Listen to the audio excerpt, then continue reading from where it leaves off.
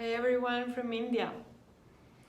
So today I'm speaking about the obstacles in the practice. What are the obstacles that are between us and the yoga?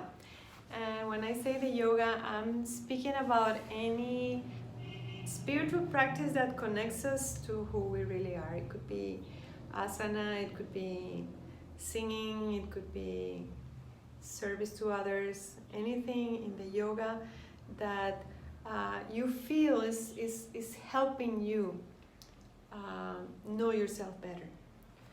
And these obstacles happen, I think they happen every day. No matter how many years we have been on the path, these obstacles will keep visiting us. And I have them in my mat every morning. And these obstacles are ways that our mind trick us not to do our practice. So the first one is ignorance. It's called avidya, the opposite of wisdom. So it's not ignorance of the series, it's not ignorance of how to align a certain posture, no. It's ignorance basically about who we really are and why we're doing this. So when we are identified with only the physical body, if we do an Ashtanga Asana practice, we're gonna get very disappointed as the years go by. Because obviously the body is gonna start getting slower and we're gonna feel, stiffer and we're gonna feel heavier.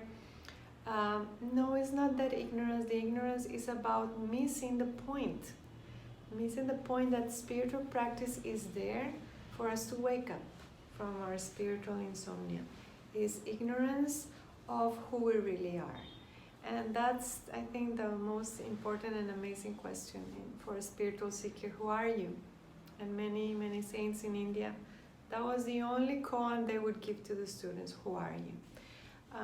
Your asana, your bhakti, your karma yoga, any yoga that you're practicing will help you answer that question, because it will put you in contact with who you are not. Throughout the years, I have realized, even in the hardest of the series, that my body is only a channel of energy. And actually, when I am deep in the practice, I forget even my name, I forget everyone around me. I only feel my teacher with me, and the rest is completely erased. The ignorance comes when we identify ourselves with that which is temporary.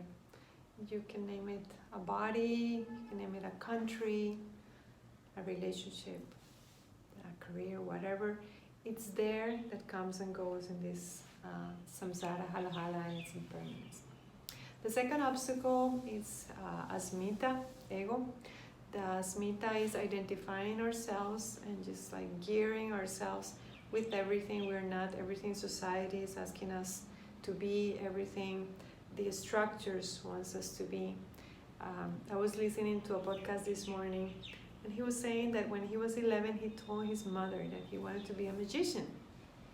What a beautiful thing for an 11-year-old boy. Mama, I want to be a magician. And the mama turns and says, no, you become a doctor, because doctors make money. And that boy in that moment felt completely like crushed. And that's the ego that tells us that we should do something safe instead of following our dreams. That's the ego that tells us that other people have faults, and instead of looking at our own faults. That's the ego that is telling us to identify with fame or with success or with whatever. It's not real. And yoga is the path of realizing what is real and what is not. The third obstacle is attachment, raga. And attachment can also come to us, yogis, in a practice, and then we are completely attached to our practice, and if we don't practice, we become this monster and we become addicted to a practice. That's one example, and I think all of us, we have gone through that. I remember when I got pregnant, I was so uncomfortable in my body, because my body was used to doing a lot of crazy things, and then all of a sudden I had to be still, not move for 3 months, and I was dying. And that was because of my attachment to my asana practice. What are you attached to? What do you think you need that nothing else can like help you if you lose that? Ultimately, the path of yoga is the path of letting go, slowly, and sometimes suddenly, of whatever is not conducive to your spiritual path.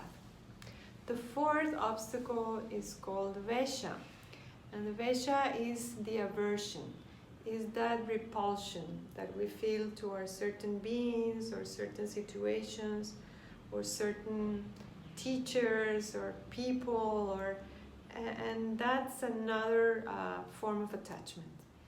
We are attached to our point of view. We are attached to what we think is right, and we become entitled, and we become, we feel superior to others because we know it. And that's not true. That's another image that we are identified with that sometimes is not true. Whenever I feel like a strong rejection for someone, I try to sit with that and understand what is in them that it's inside of me. Because everything that we see outside that we don't like is because there's something inside of us that needs healing. Finally, the fifth obstacle is fear, abhinavesha. And yogis speak about the ultimate fear of death, which is in all of us. We all have this instinct for survival, of course. And just thinking of death is a very abstract concept for us in these physical bodies. So yoga has to be achieved moving into our fears. The yoga of learning to be sufficiently courageous to sleep with the fear, to move into a posture with the fear, to take an action in your life with the fear. And that's how we start getting more acquainted. And ultimately we become friends with fear, because living a life in fearlessness, I think is the gift, finally. Because anything that comes, for sure we're going to lose. So we start going into that flow of life with less expectations and more gratitude.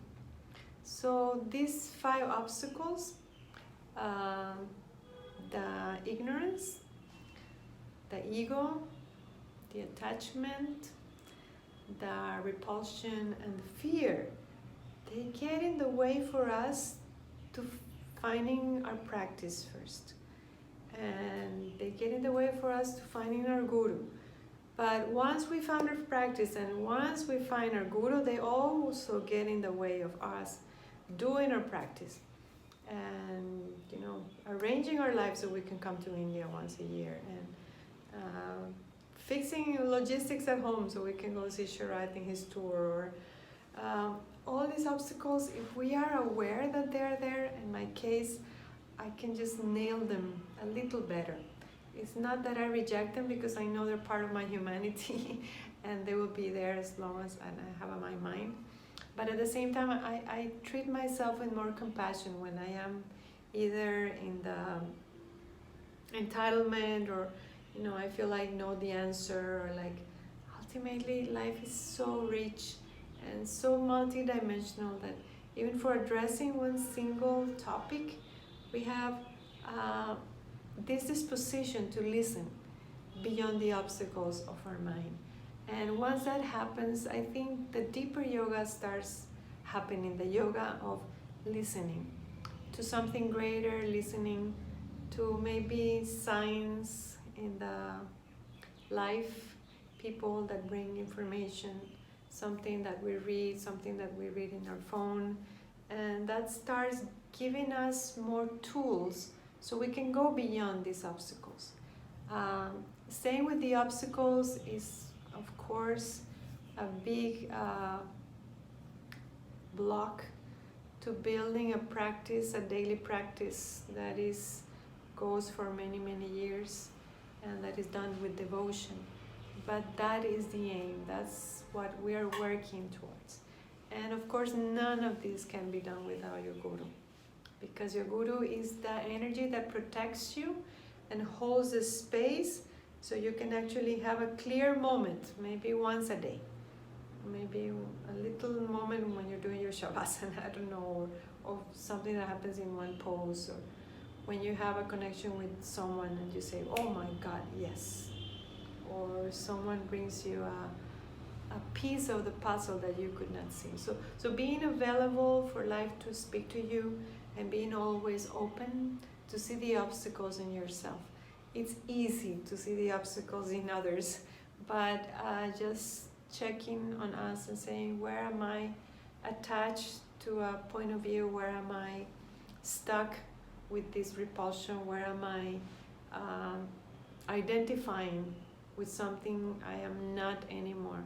I think these are helpful guidelines, and they help me, because I know when I do my practice, I feel much better, I feel much more connected, and I feel less invaded by all these energies that are always there as this like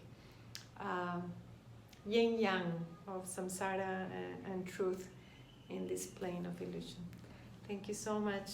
Very happy to be here with you again. Namaste.